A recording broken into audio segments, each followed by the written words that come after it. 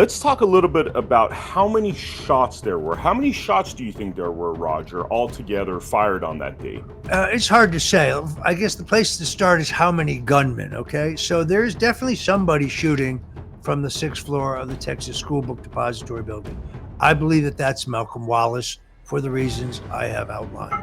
There's also very clearly is a shooter on the so-called Grassy Knoll behind the fence because several men in a railroad tower that is adjacent see and describe this for the Dallas police.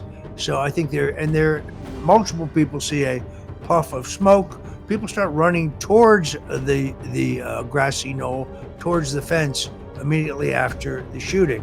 And then finally a motorcycle officer shoos them away. Also a man with a Secret Service badge says this is a restricted area.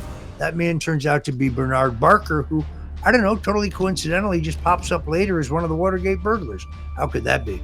So I think that there's a shooter on the Grassy Knoll. I think there's a shooter in the Texas School Book Depository building. I think there's likely also a shooter in the sewer grate. The gangster Jimmy Roselli has always claimed that was him.